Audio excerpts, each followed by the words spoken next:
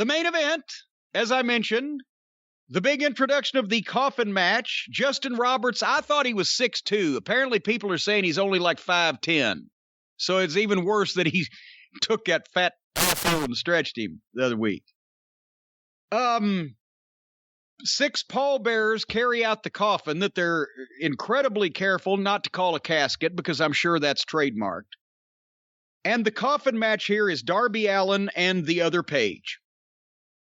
And, of course, there's horrible jealousy and hatred and animosity amongst these two guys. That's why Darby Allin skateboarded down the ramp for his coffin match. Goddamn, in this company, the dynamic dudes might have gotten over. It doesn't matter what the context or what the situation, as long as some guy with funny hair and his face half painted is riding a skateboard, that's all that matters to these people. Don't you think since the guy's been trying to kill Darby Allin, he might have been a little more serious, one would have thought. But nevertheless, an immediate jump start. Who could have seen that coming? Darby Allin flies right in there and boom. And as soon as he jumps on the other Page, then he takes off his T-shirt and he had what looked like a homemade suit of armor top that he might have hammered out of a baking sheet and made with black duct tape strapped to his back. Did I describe that as close as we're going to get verbally to what that was? He was wearing a shield like Bret Hart did when Goldberg gave him the spear in Canada. And I guess with Darby, you would expect that he would make something like that himself. Did it look that hokey when Bret was wearing it? Not as hokey, no. Okay.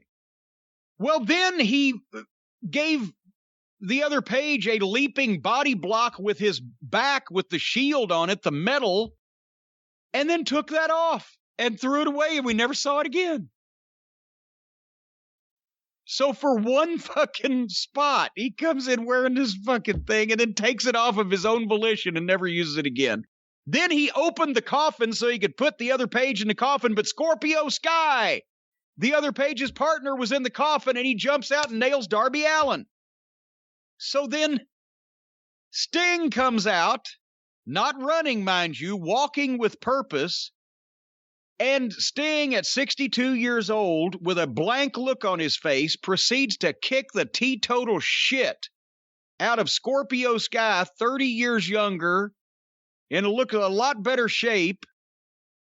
And did you notice when Sting threw Sky over the rail, remember conversations we've had over the past couple of weeks about why you don't fight out in the crowd because it's a lawsuit, liability, people are going to get hurt?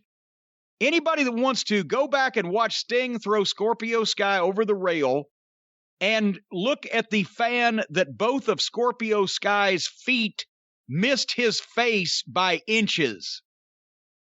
That guy, if he'd have leaned in a little bit, he could have owned half of Tony Khan's fucking pro sports franchises. Anyway, so Sky and Sting go into the arena. They're fighting in the arena. They're fighting in the fucking aisleways. They're fighting in the general admission seats. While there's nothing happening in the actual match that's going on in the ring, the other Page is unscrewing one of the turnbuckles and loosening the bottom rope. And then finally, the match actually starts happening again. Darby Allin throws the other Page over the rail into the crowd, and the other Page barely missed a guy dressed like Jesus Christ. They went from All Elite Scooby-Doo to All Elite Jesus Christ. Anyway, so they were lucky they had 2 cracks at getting a good lawsuit, and they didn't achieve either one. And during the break, picture in picture, in the whole break, they just wandered around, quote unquote, fighting in the arena bleachers and the stairs and on the floor.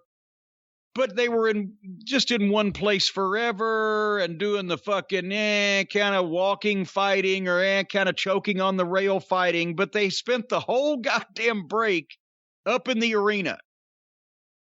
And by the time they come back, the other Page is throwing the metal ring stairs into the ring and bouncing Darby Allin off the stairs. He takes the turnbuckle that they've loosened, hooked it in Darby Allin's chain he wears around his neck, and jerked it and broke the chain. That was actually a good spot. because I've been wanting somebody to do that, because the last thing you ever do is wear any kind of fucking necklace in a wrestling match unless you want to break your fucking neck. But all this reads more violent than it looked, because it reads violent and it looked silly, especially when Darby Allin takes the turnbuckle and fish hooks the other page in his mouth with the turnbuckle or whatever. The other page rolled out of the ring into the coffin, but you got to close the lid, remember? So he brings Darby Allin in with him, and they have a big 1-2 exchange in the coffin. Still, nobody can throw a punch. And then the other page backdrops Darby Allin out of the coffin, a full backdrop, flat of his back onto the floor. Of course, he didn't sell it. The other page somehow got busted open hard way in all this sloppiness that was going on. Who knows what or how. And then they get back in the ring, and there's the metal stairs sitting in the middle of the ring. And they did some contrived spots over and off of where, you know, they were jumping off or were rolling over or whatever. You can tell at one point, the other page had to roll onto the steps and then scooch over by himself when Darby Allin was climbing to the top rope. But then the other page jumps up, grabs Darby Allin, and gives him a full razor's edge off the top rope, flat of his back onto the metal stairs in the middle of the ring. And he landed hard. And I was willing to say, okay, that will be the finish, because how could it not be? But as the other page takes Darby Allin over to the apron, he, instead of just throwing him in the coffin, he tried to suplex him off the apron. And this is within 15 seconds of this razor's edge off the top rope onto the metal stairs, flat of his back, that Darby Allin took. And as the other page goes for a suplex off the apron, Darby Allin flips behind him, gets on his back on offense like nothing has ever happened, is perfectly fine, bumps fucking Page, goes and gets his skateboard, goes to the top rope, and while the other page is leaned out through the ropes, kind of hanging head first out of the ring over the middle rope, Darby Allin, like this would be a thing that would even do damage to somebody more than anything else you could do. Darby Allin jumps off the top rope, quickly puts his skateboard underneath his feet, and acted like he skated over the other page's back. He could have just taken the skateboard and hauled off and caved his fucking head in with it, swing it like Paul Bunyan, and he wouldn't hurt himself. But instead, he goes to the top to do something that wouldn't be as damaging to his opponent and almost killed himself in the process. So now that I have seen Darby Allin come back to life after being razor's edged onto the metal stairs off the top rope 15 seconds earlier, I'm reaching for the remote to turn this piece of fucking shit off. Because I've had enough. Because that's even more ridiculous than the second rope tombstone pile driver. But... Whoa, you think it's more ridiculous than the... I think the tombstone pile driver is more egregious than that. Jumping from the second rope to the middle of the ring with a pile driver? 140-pound guy thrown from 8 feet in the air, halfway across the ring, flat of his back onto metal that doesn't give at all.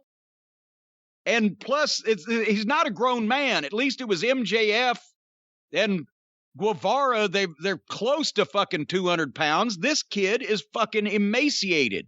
He's a goddamn anorexia case. I don't know which is worse. Anyway, I was going to try to turn it off, but the skateboard across the back was the finish. So this guy gets razor's edged off the top rope onto the stairs. 15 seconds later, he's back up kicking the other guy's ass, jumps off the top with a skateboard to his back, and then throws him in the coffin and closed the lid. That was the finish. So I couldn't turn it off fast enough, but I also saw this. After he wins the match, and dipshit, Mr. Karate Man, the other page, is in the coffin with the lid closed. Darby Allin goes and turns the coffin around, climbs back up to the top rope, and does a coffin drop, his little back drop thing where he just leans backward, takes the trust fall, off the top rope to the coffin that's on the floor and through the fucking lid of the coffin on top of the other page. What the fuck is the matter with this guy, and why do they let him do these things? Not only did it make no sense, you've already finished the guy off, you've already won the match, and he's in the coffin. When you coffin drop a coffin, you're going to fuck yourself up. But because they had the balsa wood coffin that he went through the fucking lid, he literally landed on the other page, who you could tell had turned over sideways and was covering up because he knew what was coming. But he still landed on it, not only landed on it, but all the sharp edges of that wood. This guy's a fucking moron. He's going to kill some. I don't care if he hurts himself anymore, Darby Allin, because he's trying, and eventually he's going to succeed. But in the process of paralyzing himself, this fucking goof is going to kill somebody else. He's going to hurt some innocent people. I will say two more things, and then I will let you talk, and I don't care if I ever speak about this fucking match again. Number one, why do the opponents go for this shit? What is the matter with them? What is their mental fucking issue? In any locker, I have been around the biggest stars in the history of professional wrestling. Anybody from Ric Flair to Dusty Rhodes to The Undertaker to Steve Austin to The Rock, etc. Go back even further, and then you go in the days of the 70s and the fucking greats. I've talked to many of them. I've been in the locker room with many of them. I've worked with many of them. I cannot think of one individual that's ever drawn money in the wrestling business that you could go up to them and say, okay, here's the finish. You're going to take that guy right there. You're going to pick him up off the top rope and give him a razor's edge off the top rope onto those ungiving metal stairs. And then you're going to try to throw him in that coffin. But before 15 seconds elapses, he's going to drop behind you, make a comeback, and throw you in the coffin. Everybody that I've ever known that I just described would have said, you gotta be out of your fucking mind. That's not gonna happen. If I give that guy a razor's edge on the fucking stairs, he's gonna be hospitalized. Now I'm gonna be talking about it and crowing about it for 6 weeks, or elsewise that move's not gonna happen. And I'm not gonna look like a goddamn weak, pissy-ass bitch just because you've got a fantasy of this finish in your mind.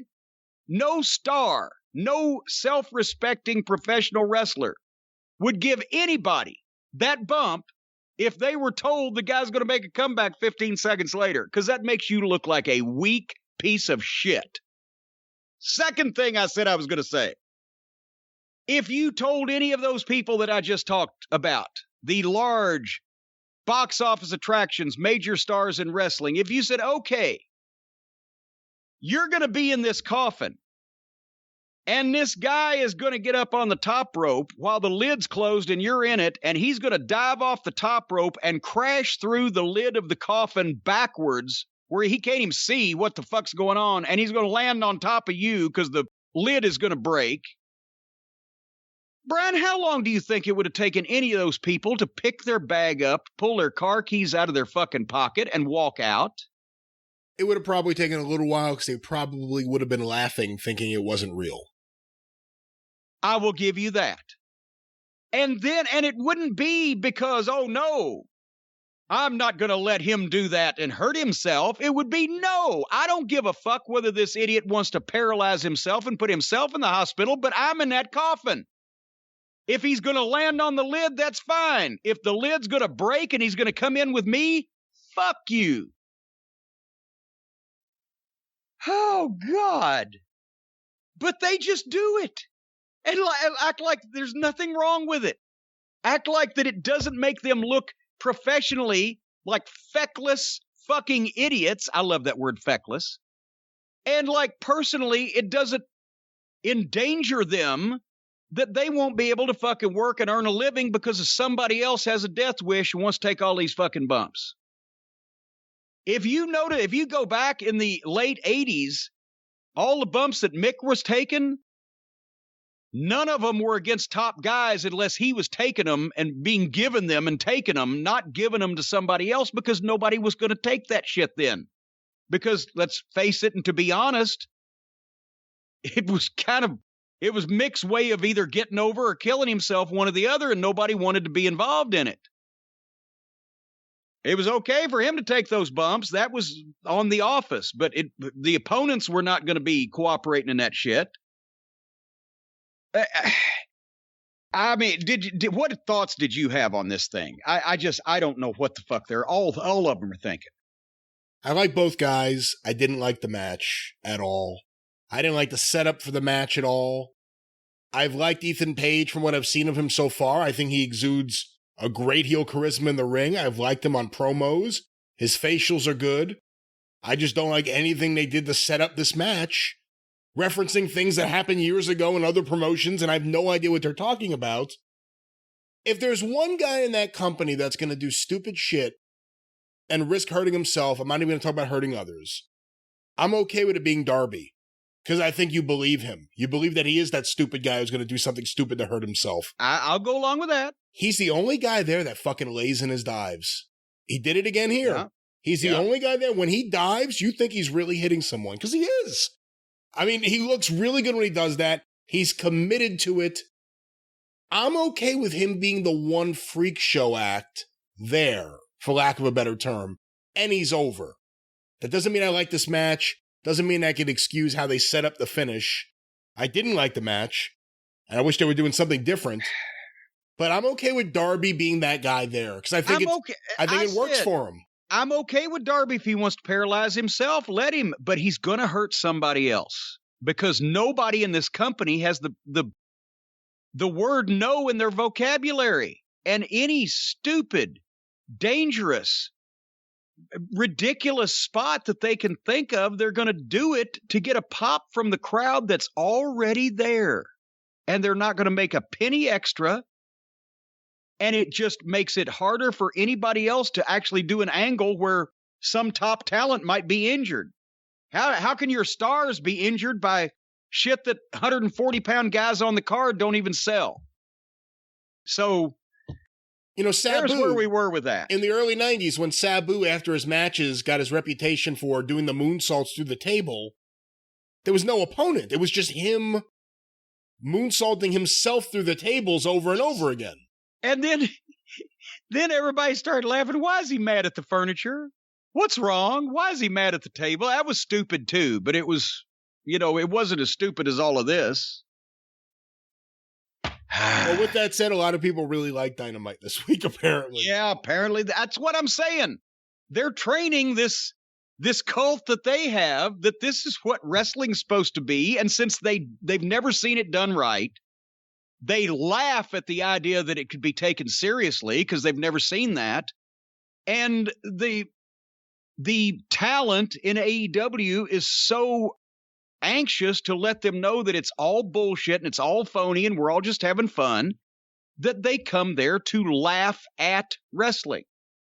And that's a mortal insult to me and always will be, which is why I'm disgusted by these people. And I knew this was going to happen. They're going to teach a certain segment of the population, mostly younger people, that this kind of shit's acceptable in the name of pro wrestling. And I've spent all of my life fighting wrestling's enemies, and I will continue to do so, except now the enemy is us. The promoters are the enemies of the wrestling business. Well, some would argue, some in the business would argue it's always been that case.